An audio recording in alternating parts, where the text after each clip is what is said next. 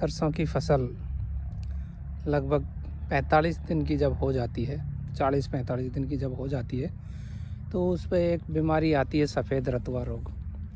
ये एक सामान्य बीमारी है जो एल्ब्यूगो कैंडिडा नामक फफूंद से पैदा होती है। किसान भाइयों को खेत में निगरानी रखनी चाहिए, जिससे बीमारी के आते ही उचित समय पर दवाई का प्रयोग करके इस बीमारी से निजात पाया जा सके, क्योंकि इस बीमारी से लगभग 35-36% तक पैदावार में नुकसान पाया जाता है। ये बीमारी शुरुआत में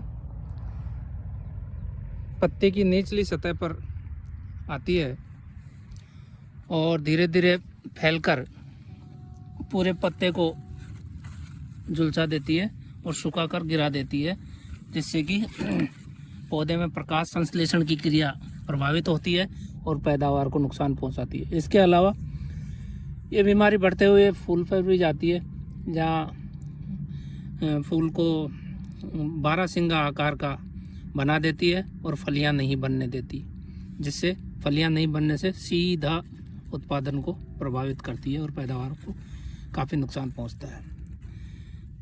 ये देखिए, ये लक्षण है सफ़ेद रतुआ रोग के। इनको आप देख के अच्छे से पहचान सकते हैं। ये शुरुआत में इस तरह के ये धीरे धीरे चितराए हुए से सफ़ेद धब्बे बनते हैं और बाद में बढ़ते बढ़ते ये सफ़ेद फफोले बन जाते हैं। ये बीजाणु धानियाँ हैं। इनको आप देखेंगे तो इसमें से एक सफ़ेद सा पाउडर निकलता है जो बीमारी को फैलाने का काम करता है। ये इस तरह से धीरे धीरे बीमारी पूरे खेत में बढ़ती जाती है और काफ़ी पैदावार को नुकसान करती है। इसलिए इसकी रोकथाम के लिए सबसे पहले तो हम सुझाव देते हैं कि समय पर बुआई करें। समय पर बुआई करने से इस रोग से बचा जा सकता है। सबसे जो उचित समय है बुआई करने का सरसों का है, वो है 10 से 20 अक्टूबर के बीच। उस समय बुआई करने से सफ़ेद रतुआ रोग आपकी फसल में कम लगेगा। उसके उपरांत आपको एक दवा आती है मेटालेक्जिल एप्रॉन 35 HD, उससे बीज को उपचारित करके बुआई करने से ये बीमारी आपके पौधों पर कम लगेगी और नुकसान से आप बच सकते हैं। लेकिन इस अवस्था में आकर आप क्या करें, उसके लिए आपको चाहिए कि रिडोमिल MZ 75WP एक दवाई आती है, जिसकी 2 ग्राम दवाई प्रति लीटर पानी में घोल बनाकर छिड़काव करें।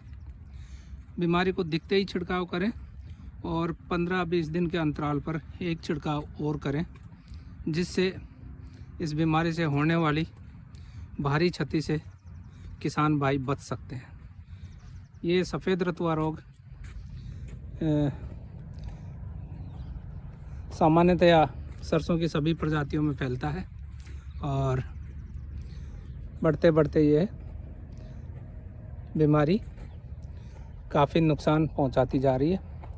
हालांकि इस बीमारी के लिए आजकल प्रतिरोधी क्षमता वाली